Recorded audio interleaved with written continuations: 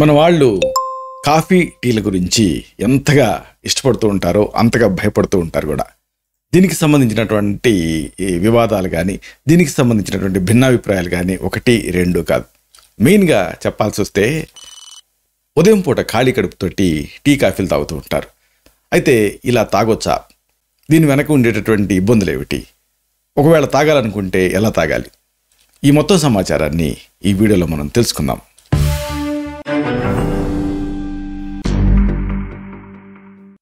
మిత్రులారా నమస్కారం. నేను మీ డాక్టర్ చిరుమామిళ్ళ మురళీ మనోహర్. ఈ వీడియోలో మనం తెలుసుకోబోయేది చాలా ముఖ్యమైనది. ఎంటీ స్టమక్ మీద ఖాళీ కడుపుతోటి బెడ్ టీ, బెడ్ కాఫీ ఇలాంటివి తాగుతూ ఉంటారు. ఇలా తాగొచ్చా? తాగితే ఏం జరుగుతుంది? ఒకవేళ తాగాలి, మీకు బాగా ఎడిక్ట్ అయిపోయారంటే ఎలా తాగాలి? ఈ సమాచారాన్ని మనం తెలుసుకుందాం. మనలో చాలామందికి ఉదయాన్నే లేవగానే టీ కానీ కాఫీ కానీ తాగటం అనేది ఒక అలవాటు. అంటే అలా తాగందే ఇక రోజు అనేది స్టార్ట్ కాదు.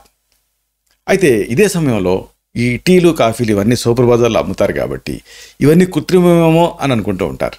నిజానికి అవి న్యాచురల్ ప్రోడక్ట్సే.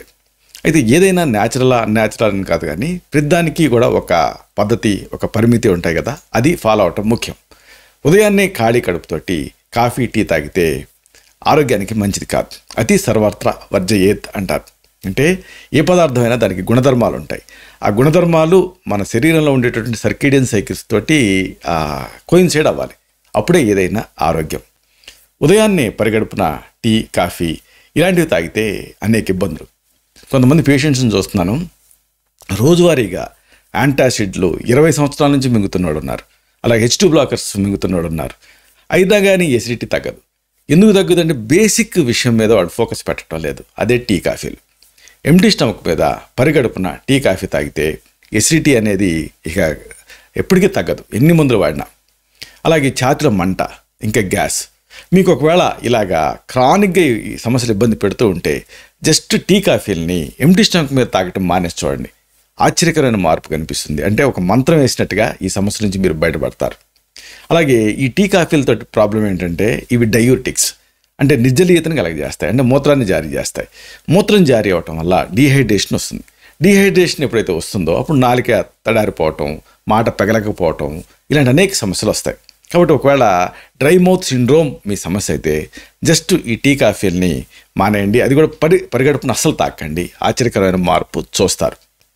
ఇంకొక విషయం ఏంటంటే ఈ దీంట్లో టానిక్ యాసిడ్స్ ఇలాంటివి చాలా ఉంటాయి. కాబట్టి ఈ టీ కాఫీలు తాగటం వల్ల ఎనామిల్ దెబ్బతింటుంది. అలాగే పళ్ళు అనారోగ్యానికి గురవుతాయి, డిస్కలరేట్ అవుతాయి. ఇది కూడా ఒక మెయిన్ ఇబ్బంది. ఇంకా ఇలాంటి ఈ టీ కాఫీలను పరిగడుపున తాగటం వల్ల కెఫీన్, టీలో కూడా కెఫీన్ ఉంటుంది, కాఫీలోనే కాదు, ఇది బాగా పెరిగిపోయి మానసిక సమస్యలు వస్తాయి. అంతవరకు మీరు ప్రశాంతంగా ఉండే వాళ్ళ ఉన్నటువంటి మీ ఆ మానసికమైనటువంటి స్థితిలో మార్పు వచ్చేస్తుంది. ప్రతి వాళ్ళ మీద కోపగించుకుంటూ ఉంటారు, చిరాగ్గా ఉంటూ ఉంటుంది, ప్రధానంగా ఆరాటంగా అనిపిస్తూ ఉంటుంది, ఇంకా ప్రధానంగా గుండెదడ ఉంటుంది, అన్ఎక్స్ప్లెయిన్డ్ పాల్పిటేషన్, అంటే అకారణంగా గుండె దడ కొట్టుకుంటూ ఉంటుంది. మీకు ఏం చేయాలో అర్థం కాదు. తీరా కారణం ఏమిటి అంటే ఈ టీ కాఫీలు తాగటం, వాటిలో ఉండే కెఫీన్ అనేది కారణం. పాల్పిటేషన్ మీ సమస్య అయితే, గుండెదడ మిమ్మల్ని ఇబ్బంది పెడుతూ ఉంటే జస్ట్ ఈ టీ కాఫీలు మానేసి చూడండి. మెయిన్గా కాఫీ మానేసి చూడండి. ఆశ్చర్యకరమైన మార్పు కనిపిస్తుంది. ఇక పొద్దున్నే ఈ బెడ్ కాఫీ, బెడ్ టీ దీన్ని తాగటం వల్ల నోట్లో బ్యాక్టీరియా ఉంటాయి కదా, రాత్రంతా పెరిగిపోతాయి. అవి పేగుల్లోకి నేరుగా వెళ్ళిపోతాయి. ఇంకేముంది, ఆ కల్లోలం అయిపోయి ఆ రిఫ్లెక్స్, జీర్ణాశయ సమస్యలు వస్తాయి. కాబట్టి ఇప్పుడు ఎట్లయితే పిల్లలు పోస్ట్ నేసల్ డిశ్చార్జ్, అంటే కఫం సైనస్ నుంచి కిందకి దిగినప్పుడు దాన్ని మింగుతారు కదా, వాళ్ళకి పొద్దున్నే వాంతులు అవుతాయి చూసారా, అచ్చం అలాంటి ఫీలింగే వస్తుంది. అంటే ఆ రిఫ్లెక్స్ ఇబ్బంది పెడుతూ ఉంటుంది. కాబట్టి ఆ బ్యాక్టీరియా లోపలికి వెళ్ళి ఆమాశయాన్ని కల్లోలపరిచి స్టమక్ లైనింగ్ని, అది ఈ రిఫ్లెక్స్కి, తర్వాత వామిటింగ్ సెన్సేషన్కి, వీటన్నిటికీ కారణమవుతుంది. మెయిన్గా ఇండైజెషన్కి కారణమవుతుంది. ఇక రాత్రిళ్ళు పడుకోబోయే ముందు వీటిని తాగుతూ ఉంటారు. దీంతో అనవసరంగా అది స్టిమ్యులేట్ అవుతుంది కదా, దాంతో నిద్రలేమి వచ్చి ఆ నిద్రలేమి ప్రభావం ఉదయం మొత్తం కూడా ఇది డిస్టర్బ్ అయిపోతుంది. అయితే ఒకవేళ మీరు ఎక్సర్సైజ్ చేయాలనుకుంటే మాత్రం అప్పుడు ఈ టీ కానీ కాఫీ కానీ పరిమితంగా దీన్ని తీసుకుంటే ఎక్సర్సైజ్ చేయడానికి కావాల్సిన ఎనర్జీ మీకు అందుతుంది. అలాగే వీటిలో ఉండేటటువంటి కెఫీన్ ఇదంతా హార్ట్ రేట్ని పెంచి క్యాలరీస్ని బర్న్ చేయడానికి సహాయపడుతుంది. కాబట్టి మరీ చిక్కగా కాకుండా, మరీ ఎక్కువ పంచదార వేయకుండా టీ కాఫీని ఎక్సర్సైజ్ ముందు మీరు తీసుకుంటే ఆ ఎక్సర్సైజ్ చేయడానికి కావాల్సిన ఎనర్జీ మీకు అందుతుంది. ఇంకా ఈ పొద్దున్నే టీ కాఫీల్ని తాగాలి అని మీకు బాగా ఉందనుకోండి, అప్పుడు దీనికి ఒక ఆప్షన్ ఏంటంటే, మీరు బాగా ఎడిక్ట్ అయిపోయారు, తప్పదు దీన్ని తాగాలి అన్నప్పుడు ఏదన్నా తిన్న తర్వాత తాగటం మంచిది. అయితే మళ్ళీ తినడం తర్వాత తాగటం అనేటప్పటికీ మన వాళ్ళకి ఈ మధ్య బాగా అలవాటు అయిపోయింది ఏంటంటే టీ బిస్కెట్ అని. ఆ పేరుతోటి టీ స్టాల్స్ కూడా వచ్చాయి, ఆ పేరుతోటి కొన్ని సీరియల్స్ కూడా వచ్చాయి. అంటే ఆ బిస్కెట్ తింటూ టీ తాగటం అనేది చాలామందికి ఒక ఎక్స్పీరియన్స్. మార్నింగ్ టైం ఎక్స్పీరియన్స్ని చాలామంది మిస్ అవ్వటం లేదు. అయితే దీంతో అనేక సమస్యలని వీళ్ళు ఎదుర్కొంటున్నారు. కాబట్టి బిస్కెట్ తిని టీ తాగటం అంటే ఇక్కడ విషయం ఏంటంటే, ఆ బిస్కెట్ అంతా కూడా మీరు చూడండి రిఫైన్డ్ మైదా ఉంటుంది, అలాగే బ్రోమినేటెడ్ వెజిటబుల్స్ ఆయిల్స్ ఉంటాయి, అలాగే ఆర్టిఫిషియల్ ఏజెంట్స్ ఉంటాయి, ప్రిజర్వేటివ్స్ ఉంటాయి. బిస్కెట్లో ఏముంటుందండి? పిండి తప్ప. కాబట్టి మీరు ఏదైనా తిని టీ తాగాలనుకుంటే, అంటే తిని టీ తాగటం మంచిది, ఎసిడిటీ రాకుండా ఉంటుంది. కానీ తిని టీ తాగాలనుకున్నప్పుడు బిస్కెట్ తినకండి. మరేం తినాలి? చక్కగా బాదం పప్పులు రాత్రి నానబెట్టుకొని బాదం పప్పులు తినొచ్చు, వాల్నట్స్ తినొచ్చు. ఇలాంటి ఈ డ్రై ఫ్రూట్స్ తింటే దానివల్ల దాంట్లో ఫైబర్ ఉంటుంది, దానివల్ల ఉండేటువంటి విటమిన్స్ అన్నీ మీకు అందుతాయి. అన్నిటికీ మించి అద్భుతమైన ఆరోగ్యం మీకు సిద్ధిస్తుంది.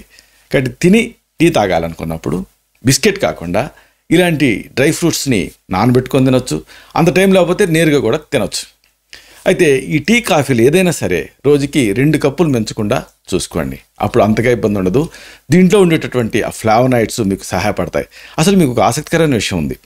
టీని తాగే వాళ్ళని పోలిస్తే తాగని వాళ్ళతోటి వీళ్ళకి హార్ట్ స్ట్రోక్, అంటే బ్రెయిన్ స్ట్రోక్ కానీ హార్ట్ అటాక్స్ కానీ వచ్చే రిస్క్ తక్కువ. ఎందుకు తక్కువ అంటే దాంట్లో ఫ్లావనాయిడ్స్ ఉంటాయి. అయితే ఈ టీ కాఫీని తయారు చేసే విధానంలోనే మీరు కొంత తెలుసుకోవాలి. మామూలుగా టీ ఎలా తయారు చేయాలి అంటే, మన తెలుగు వాళ్ళు బాగా నీళ్ళని ముందు బాగా బాయిల్ చేసి ఆ తర్వాత టీ పొడి వేసి బాగా మరిగించి ఎర్రగా అయిన తర్వాత, నల్లగా అయిన తర్వాత పాలు పోసి మళ్ళీ బాగా మరిగిస్తూ ఉంటారు. అది రిస్క్. అలా చేయకూడదు. మరి ఎలా చేయాలి? ఒరిజినల్గా టీని ఎలా తయారు చేసుకోవాలి, దాని ఆరోగ్యం, దాని తాలూకు ఔషధ శక్తులు మీకు అందాలి అంటే, ఒక గుడ్డ ఫిల్టర్లో టీ పొడి వేయండి, నీళ్ళు బాగా మసలుపెట్టి ఆ ఫిల్టర్లో ఆ మరిగే నీళ్ళు పోయండి. కిందకి ఆ ఫిల్ట్రేట్ దిగుతుంది, అంటే డికాక్షన్ దిగుతుంది. ఇంక దాన్ని ఏం మరిగించరు మీరు. అప్పుడు అలాంటి ఆ డికాక్షన్కి కాస్త బెల్లం తురుము కానీ, కావాలనుకుంటే కొద్దిగా 1 టేబుల్ స్పూన్ పాలు కానీ కలుపుకొని తాగొచ్చు. అది బెస్ట్ పద్ధతి. దాంతో మీకు ఆ టీలో ఉండేటటువంటి ఫ్లావనాయిడ్స్ ఇవన్నీ అందుతాయి. చివరికి చెప్పొచ్చేది ఏంటంటే, టీ కాఫీ ఉదయం పూట తాగకండి, ఏదన్నా తిన్న తర్వాత తాగండి. తాగాలనుకుంటే ఆ తినేది కూడా బిస్కెట్ లాంటివి తిని కాకుండా ఏదన్నా డ్రై ఫ్రూట్స్ తిని తాగండి. ఇలా చేస్తే, అలాగే టీని బాగా మరిగించకుండా తీసుకోండి. అప్పుడు మీకు దాంతో ఇబ్బందులు రాకుండా ఉంటాయి. ఇలాంటి మరిన్ని ఇన్ఫర్మేటివ్ వీడియోస్ కోసం ఈ ఛానల్ని సబ్స్క్రైబ్ చేసుకోండి. అలాగే ఈ వీడియోలు అప్లోడ్ అవడంతోనే ఆ విషయం మీకు తెలియడం కోసం బెల్ బటన్ క్లిక్ చేయండి. అన్నిటికంటే ముఖ్యంగా ఇలాంటి అద్భుతమైన చక్కని విషయాలు ఇతరులకు ఉపయోగపడటం కోసం ఈ వీడియో తలకి లింక్ని మీ సర్కిల్స్తో షేర్ చేసుకోండి. అలాగే ఆ లైక్ బటన్ని క్లిక్ చేస్తే ఇది మరింత ఎక్కువ మందికి రికమెండ్ అవుతుంది. ఈ వీడియో తలకు పర్పస్ సర్వ్ అవుతుంది. శతం జీవ శరదో వర్ధమానః, శతం హేమంతాన్ శతం వసంతాన్. 100 శరత్తులు, 100 హేమంతాలు, 100 వసంతాలు వర్ధిల్లుతూ జీవించండి. Stay healthy, stay happy, be positive, keep smiling, stay safe. Love you all. శుభం.